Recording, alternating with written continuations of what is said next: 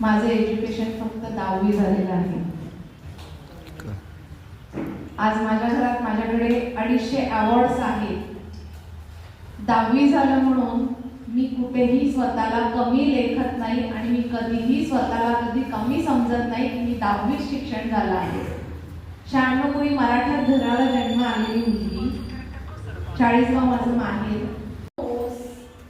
माहिती एक चांगली वाटते का? असं बरंच सल्ला दिलेला असताना सुद्धा माझ्या घरानं इतकं चांगलं